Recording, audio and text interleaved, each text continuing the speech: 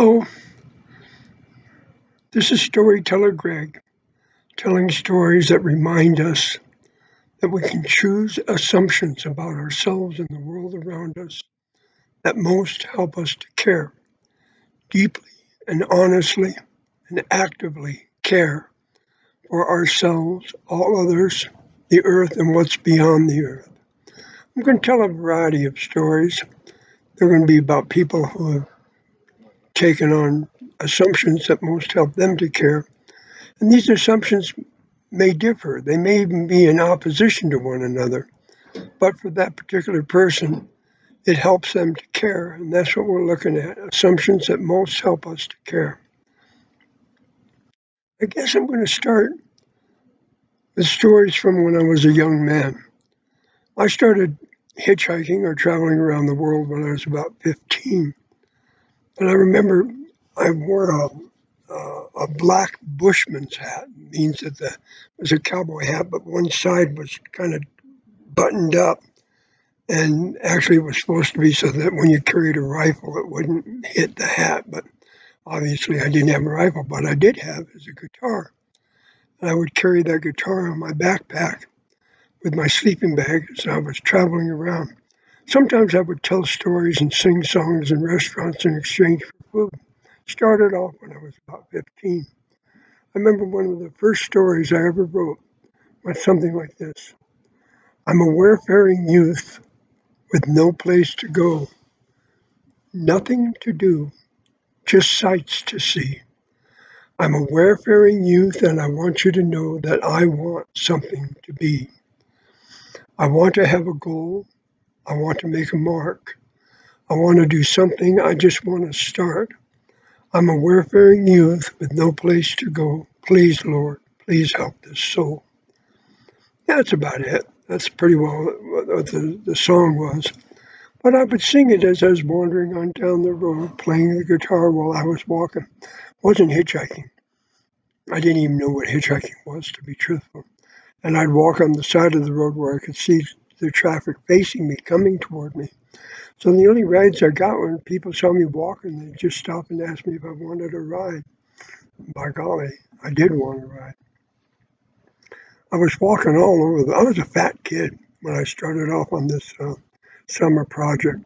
By the end of the project, I was long, lean, and I was trim. I was in good shape. But it took a little bit of pain and wandering. I remember I was going toward the town, toward Grand Junction. There, I ended up getting a job picking peaches. I sing the song about picking peaches in Paris, but it was peaches that I was picking. And the song that I wrote at that time, again, I'm about 15, the song that I wrote is just kind of reminding of the farm workers as they come and go, and the farm workers that were my friends. And it goes like this.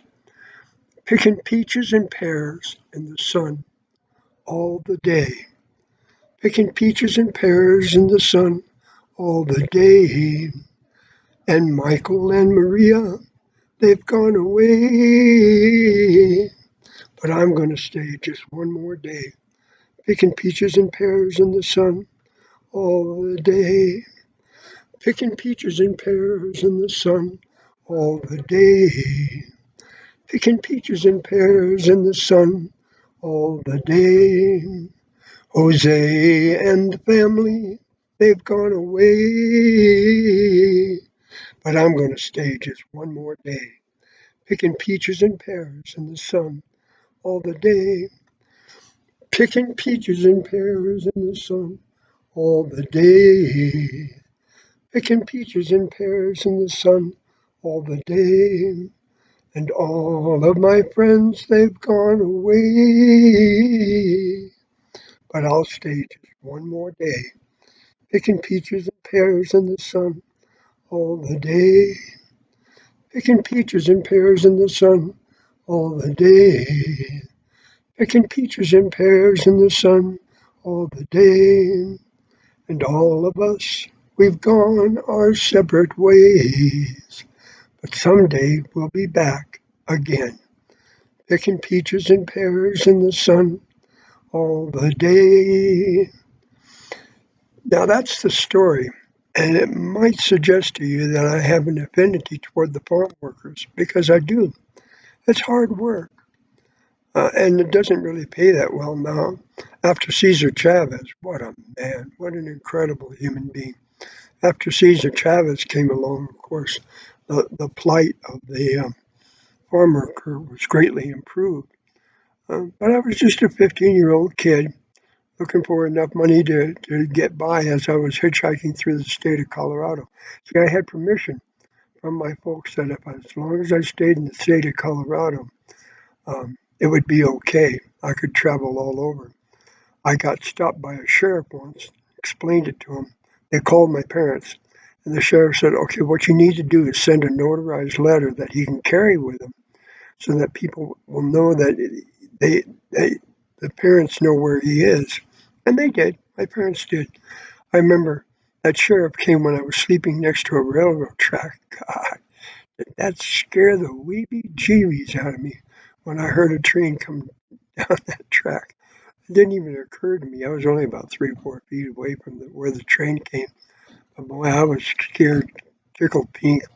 And they threw me in jail. And you know what the jail was? It was the local gas station until they could find out that I had permission to travel around.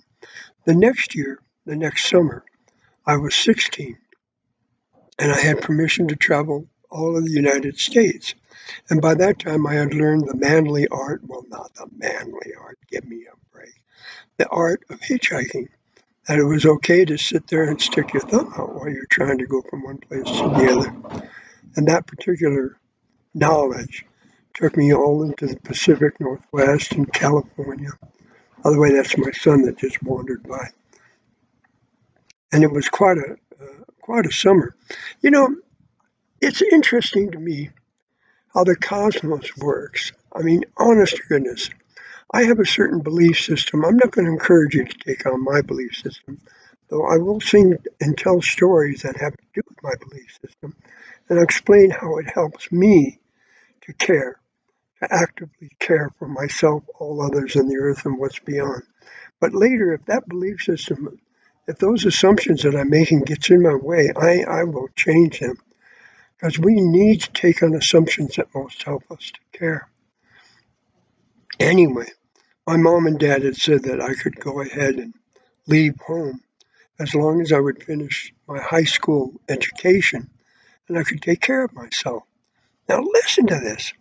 I'm hitchhiking all over the place, and I ended up in a place called the Dostoevsky Farm. And there it was set up by an anarchist. You know, I'm just a 16-year-old kid. These are a bunch of hippies, are anarchists. I remember going into the kitchen, seeing a stack of dishes 3 foot high. Nobody wanted to wash the dishes, and since it was an anarchy, nobody had to. They had no rules. Anyway, they, later, the poor man who started the anarchy farm left. And the reason he left the project is that the people who were living there wanted some rules. They didn't want to be totally anarchists. And they had some very interesting things going on at the Dostoevsky farm. This was out of Spokane, Washington. It still is operating even now. But one of the rules is that you could build a house and live there, and it was free. You could live there as long as you want. You were on the land, it belonged to the anarchist kid who was starting the whole thing. But you could not sell the land, the house that you built for profit. You could only sell it for the amount of what the cost of the materials cost at the time that you built it. And so they had been given 2 or 3 different cabins. People had built a house and just left it and didn't want it. Here it is. I could have had my own home. I could have lived on the farm. I could have gone to the Spokane public school system. The buses would have picked me up. I had everything I was looking for. And do you know something? I didn't have a clue. I didn't have a clue that everything I wanted was right there. I have to assume that the good cosmos wanted something else out of me, or else I'd be telling stories sitting in the Dostoevsky farm even to this day. I went back 10 years later. Oh, they had some beautiful homes that they were just giving away because people had tried that lifestyle and they didn't want to try it anymore. You know, my family and I, we live very simply. I believe simple living is important, is paramount. paramount. We need to live in a way that everybody on the planet can live and wouldn't use up the entire resources of the planet. So I think simple living is very important. We don't do as I know that if everybody lived using the amount of resources that we use, especially driving cars, the planet would be used up in a day. It saddens me that we can't find a way to live simpler and easier. But we're trying. We're trying. Because simple living seems to me to be very important. Try not to eat meat as much as possible. I try not to eat, especially red meat, but I won't eat pork at all. I have a story to tell you about that. You want to hear the story about why I won't eat pork? Don't forget, my stories are supposed to help us choose assumptions that most help us to care. Here's a story. I was watching a YouTube video. They're killing the pigs, okay? Um, Relatively benignly, but not as kind as I would have liked it. And one pig saw that his friend was about to get killed, and that pig went after the farmers that were killing the pigs, trying to protect his friend. I saw that. I think I saw it on YouTube. I saw that, and I never wanted to eat a pig again. I just said these guys, they would fight for the life of a friend. And actually, it boils down to the same thing with cows. When you see a mother cow uh, defending her baby or her calf, it seems to me there's a lot more about our relationship with animals than what we talk about. I'm trying to think if I have a story or a song. Oh, I do. And I'm going to tell it to you right now. It goes like this. I take on reincarnation. I do, because it helps me.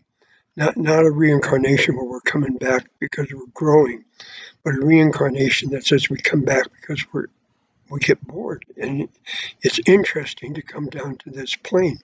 So we choose our life because we think it'd be interesting.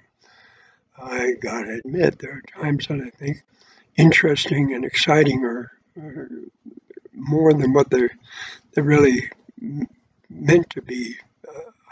Anyway, the story goes like this. It was 3 lifetimes ago. The good Christ had long been dead, but he rose up again. That's what all of us Christians had said. They were killing us Christians, they were murdering us, knocking us off right and left. I was sitting in the middle of an arena and they released a lion. And this is what I said. Oh, please don't eat me. You must have better things to do. This Christian martyr makes lousy Christian stew. I know you ain't been fed for at least a week and a day, but I am stringy and I am tough, so please stay away. It was another turn of the wheel, another lifetime. This time I was a French Canadian wife. My husband was out hunting, while there was still just a little bit of light. I heard an ominous roar coming from way up in a tree.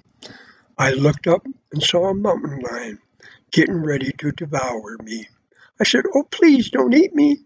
You must have better things to do. This Christian martyr makes lousy Christian stew. I know you ain't been fed for at least a week and a day, but I am stringy and I am tough, so please stay away. It is this lifetime, and I generally avoid zoos. I mean, considering the circumstances, wouldn't you? I mean, I don't even like cats. They even make me sneeze. I don't want them walking in my house or climbing up in my trees. I mean, God, don't you think enough is enough? These lions and lifetimes, you're playing kind of rough. I was sitting by the fireside when outside I heard a dull roar. Shaking and a trembling, I got up to answer the door. Outside there was lightning, and outside there was a storm. Outside there was a teeny weeny little pussycat just a begging to be let in and be warm. I said, "Oh, come on in. I guess it's what you need, and I'll look around to see if there isn't something you can eat." And all of a sudden I realized that that's exactly where it's at. Until we learn to love and care, we're going to have to keep coming back and back. I said, now please don't eat me. You must have better things to do. This Christian martyr makes lousy Christian stew. I know you ain't been fed for at least a week and a day, but I am stringy and I'm tough, so please, please stay away. What are you doing? You're jumping up on my lap. Well, you're kind of sitting down. What's that noise you're making? Oh, you're purring. Oh, okay, you can stay on my lap for a little bit. Just a little bit. Okay, I'll pet you a little bit too. That's the story. That's it for this round. I'm going to be trying to do a whole bunch of stories that kind of help us think about the assumptions we make about ourselves and the world around us. So we'll take on assumptions that most help us to care, deeply, honestly, and actively care about ourselves, all others, the earth, and what's beyond the earth. I'll catch you the next time around. This is Storyteller Greg telling you, please have a wonderful life and live well. Live a full, rich, vibrant life. I'll catch you later. Bye.